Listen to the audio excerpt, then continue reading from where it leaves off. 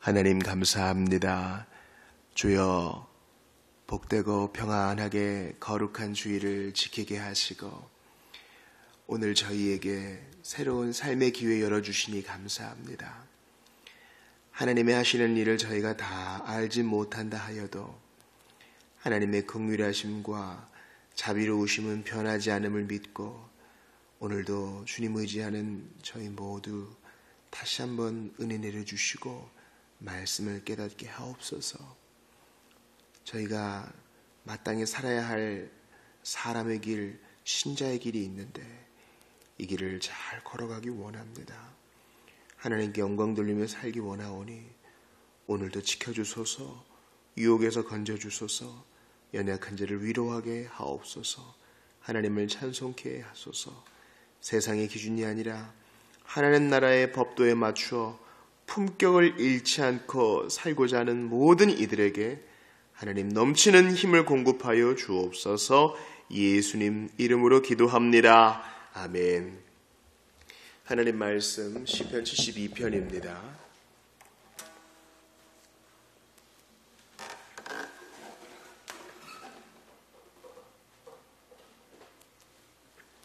시편 72편입니다.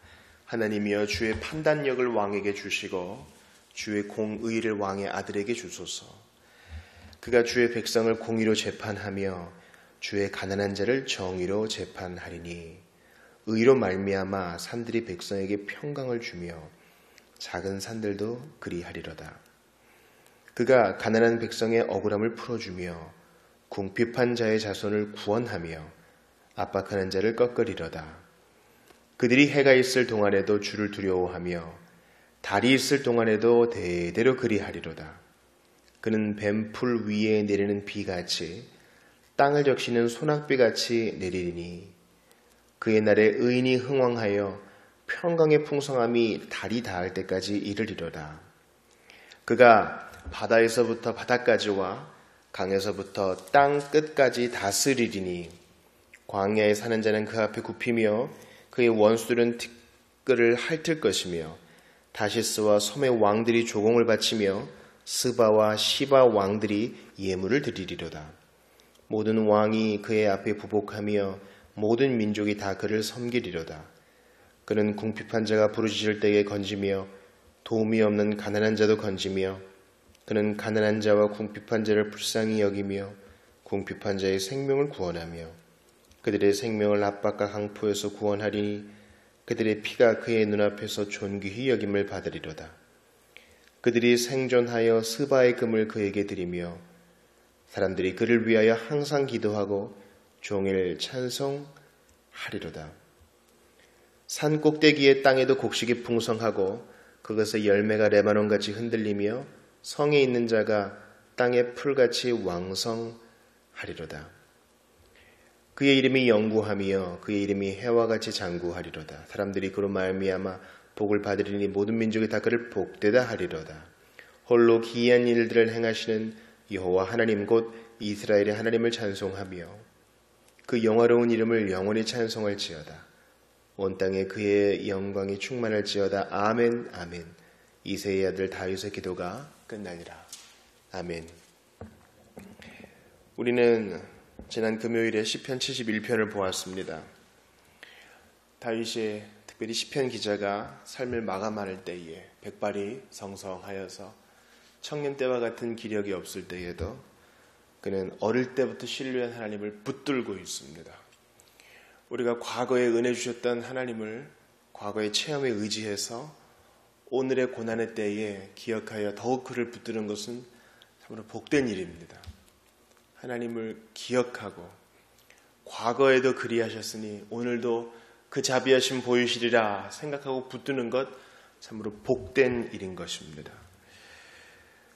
우리 예수님께서요, 우리와 같지는 않으셨지만 창세전부터 아버지와 누리셨던 그 영화로움을 기억하시며 기도하셨어요.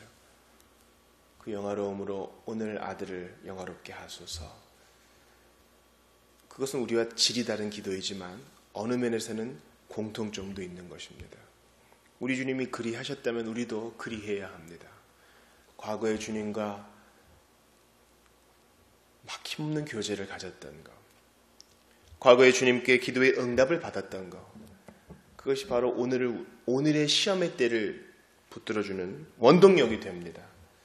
제가 종종 비유를 드는 것처럼 영적 겨울, 영적 침체의 시기를 대비해서 다람쥐가 겨울을 준비하기 위해 부지런히 도토리를 모으듯이 우리도 그렇게 모아야 합니다. 주님과 경험했던 거, 함께 했던 거, 응답받았던 거, 말씀의 은혜 받았던 거 다 차곡차곡 모아놔야 우리가 영적 시련의 때를, 언제 올지 모르는 영적 겨울의 시기를 이겨낼 수 있는 것입니다.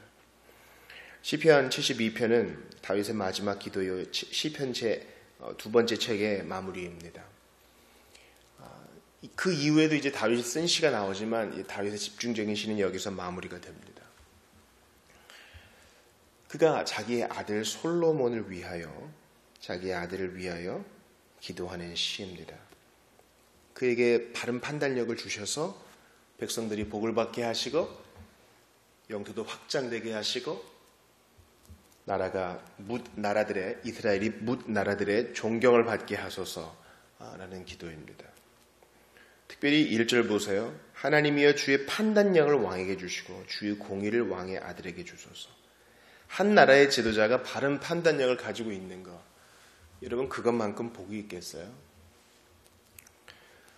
저는 가급적 강단에서 정치 얘기를 안 하려고 합니다. 그게 옳다고 배웠고 또 그것이 성도의 덕에도 좋습니다.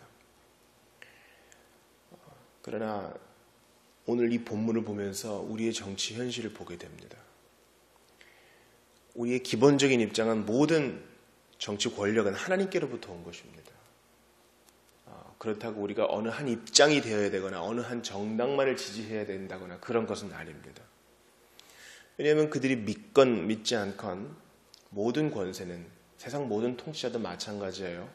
하나님이 그 힘 주신 것인데 그거 잘 사용하지 못하면 그는 자기가 받을 처벌 위에 또 다른 벌을 쌓는 것입니다. 오늘 솔로몬의 시, 다윗이 아들을 위해 기도할 때 솔로몬이 장자가 아니에요. 그런데도 그에게 왕위를 주신 분은 하나님이셔요. 그는 책임 있는 자리에 있어요. 그런데 그를 위해서 바른 판단력, 또 공의를 달라고 기도하는 것은 참으로 시의적절합니다. 통치자에게 제일 중요한 것은 판단력이에요. 여러분, 공부하지 않는 통치자, 시세를 분별하지 못하는 통치자는 저주입니다. 교회의 지도자도 마찬가지예요. 지금 기독교가 엄청난 지탄을 받고 있고 예수님 돌아가신 이후 거의 니케아 공의의 바로 전의 상황과 거의 비슷한 것 같아요. 그러니까 밀라노 칙령 바로 이전에 박해받는 시기, 그때와 비슷한 시기 같아요. 이때 시대를 잘 읽어서 교회 지도자들이, 목사와 장로와 또 교회의 존귀한 자들이 함께 잘 분별하여 함께 좋은 대책을 내어놓고 함께 십자가를 져야 됩니다. 그게 공의죠. 거기서 틈바구니에 끼어서 사리사욕을 취하면 백성들이 신음하게 되는 것입니다. 바른 판단력, 주의 공의. 사랑하는 여러분, 따라서 우리가 모시고 있는 직장의 책임자, 사장님일 수도 있고 이사님일 수도 있고 CEO일 수도 있고 가까이는 우리 부서를 전담하고 있는 부장님일 수도 있겠어요. 팀장님일 수도 있겠고 그에게 바른 판단력과 공의를 주십시오라고 기도하는 것은 옳아요. 그가 예수 믿게 해주십시오. 그것도 옳은 거예요. 그러나 동시에 그가 도무지 믿을 것 같지 않아. 몇 번 전도해봤는데 계속 반응이 없어요. 그럴 때는 우리 기도의 방향을 바꿀 필요도 있어요. 그가 꼭 예수 믿기를 원합니다. 동시에 그가 지금 복음은 부인했지만 지도자로서 그에게 있는 그 울타리 안에서의 힘도 하나님이 주신 것이니 책망 위에 책망을 더하지 않도록 바른 판단력 주시고 공의로운 마음 주세요. 사리사욕 품지 않게 하시고 사람 차별하지 않게 도와주시고 자기도 녹을 받는 사람으로서 성실할 수 있도록 도와주세요. 여러분, 우리가 그렇게 기도 잘 안 해요. 우리에게 상당히 부족한 거예요. 일종의 이제 복음주의, 우리 개혁파 교회는 복음주의와 일치하는 부분도 있고 일치하지 않는 부분도 있어요. 그러나 이제 한국의 선교가 교파 선교요, 복음주의 선교이기 때문에 우리가 이 복음주의라는 이 테두리를 벗어날 수가 없어요. 복음주의라는 것은 사실 루터가 쓴 표현이에요. 루터가. 복음주의는요, 19세기 미국으로 축이 옮겨지면서 개인 구원주의로 환원된 것 같아요. 이것은 뭐 저의 평가가 아니라 사가들의 평가입니다. 사실 복음주의라는 것은 복음의 영향력이 한 사람과 한 가정과 나라 전체와 세계까지 영향을 미쳐야 된다는 것이 공통적인 입장이에요. 물론 그 중심에는 개인 구원이 있죠.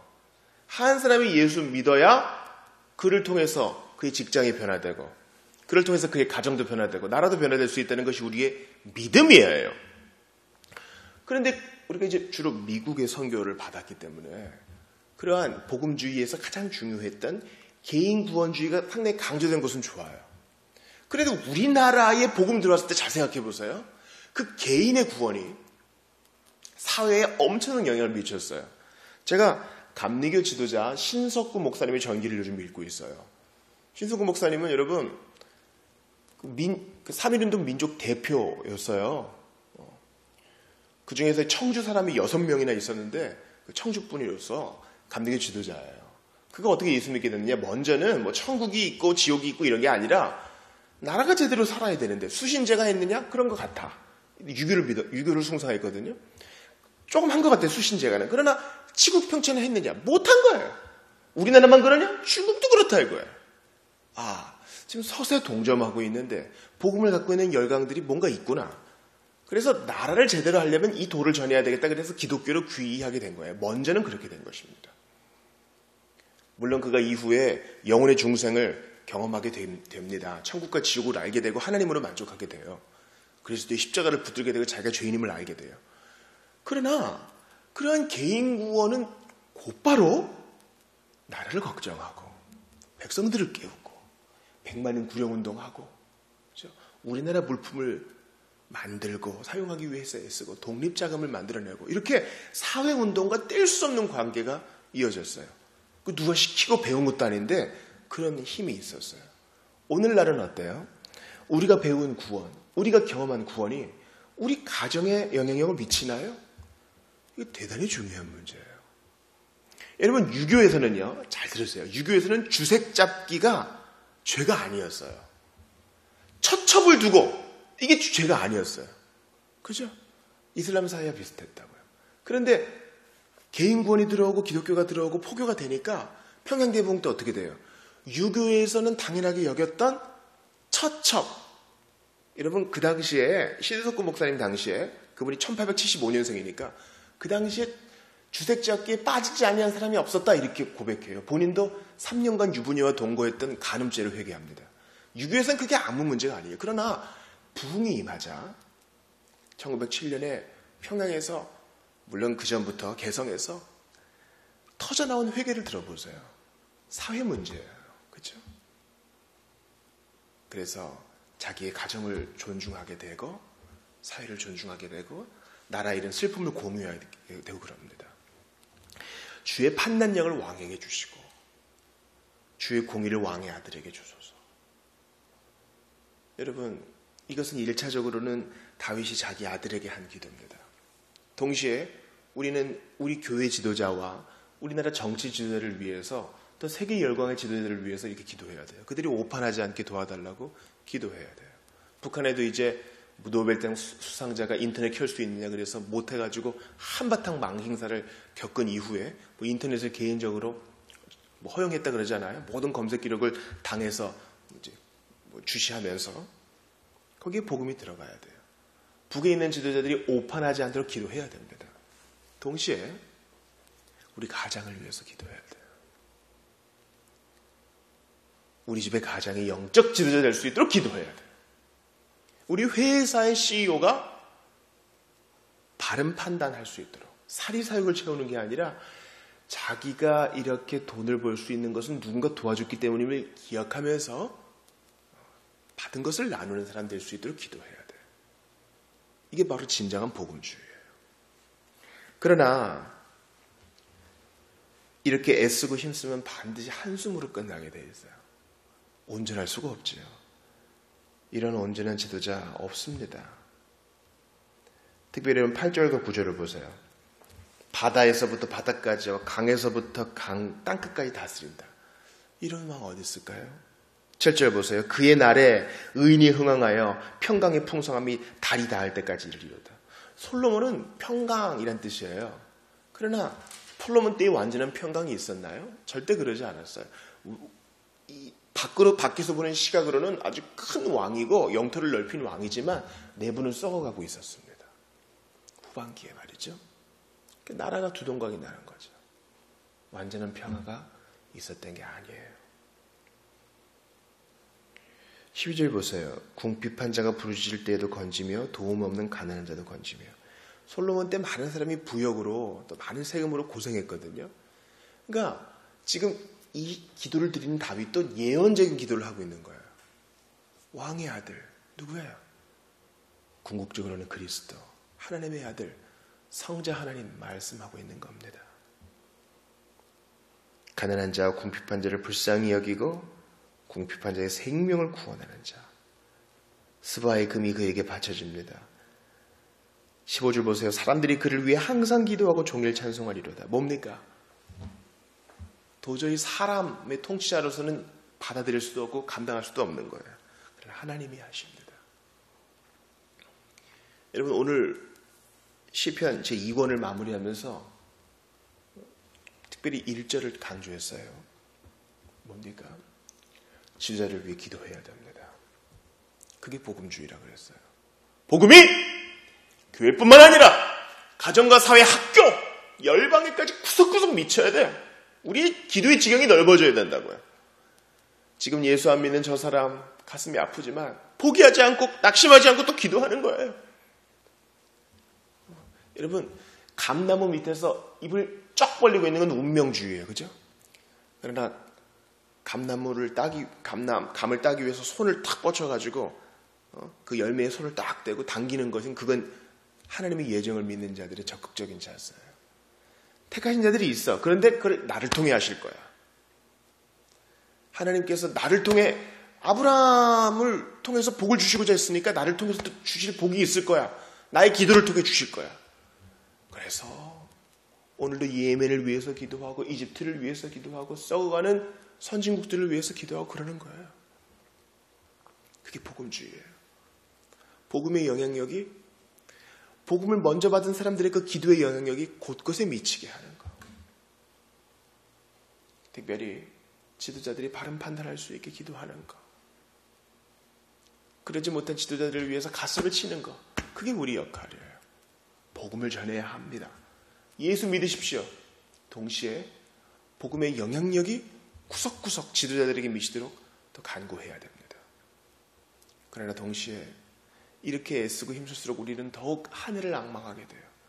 이걸 충족시킬 자가 아무도 없거든요.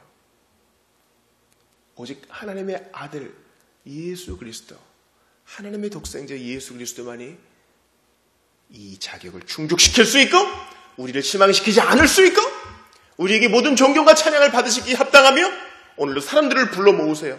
스바와 시바에 있는 사람들을 불러 모으세요. 땅끝의 사람들을 불러 모으세요. 무력을 사용하지 않고 마음의 가마를 통해 불러 모으신다고요. 그 존귀하시고 탁월하신 왕 예수 앞에 오늘도 무릎을 꿇으시고 나의 면류관을 벗어드립시다. 그분이 당신을 인도하시고 오늘도 살 힘을 주실 것입니다. 견뎌낼 힘을 주실 것입니다. 소망을 주실 것입니다. 짜증밖에 나지 않는 아주 열대야를 맡고 있잖아요. 그러나 그 가운데서도 노래하게 하실 겁니다. 이러한 통치자, 선하고 공의로운 통치자의 통치를 받으며 오늘도 살아가는 여러분들 되시기 바랍니다. 기도합시다.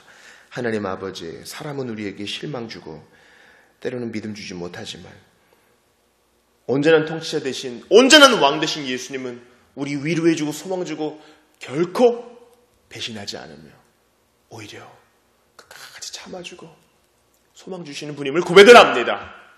영원의 찬양 받으실 주님, 오늘도 세계를 위해서 부족한 이 땅을 위해서 기도합니다. 통치자들 정신 차리게 하시고 위정자들 두려워 떨게 하시며 자기가 심판받을 날이 있다는 것을 분명히 깨닫게 하여 주시옵소서. 세상의 모든 독자들 주님께서 각성케 해주시기를 원합니다. 하나님 아버지, 그리고 주 예수 그리스도를 아는 지식이 땅끝까지 전파되기를 원하오니 하나님이 오늘도 일하여 주시고 이를 위해 힘쓰는 모든 자들 사용하여 주시옵소서. 기대하지 못했던 곳에서 그 땅끝에서 오늘도 한 사람 한 사람 돌아오게 하실 것을 믿습니다. 저에게 힘 주시옵소서. 가장, 직장의 상사, 그리고 우리 자녀를 기르고 가르치는 나, 우리 교회의 교역자, 한국교회, 그러님께서 바른 지도자 통해서 바른 영광을 받아주시고 우리도 모두 두렵고 떨림으로 이 일을 한 걸음씩 잘 수행하게 도와주시옵소서. 월요일 힘듭니다. 일상으로 돌아가야 되는데 주님께서 힘과 용기 주실 것을 믿사옵고 예수님 이름으로 기도합니다. 아멘.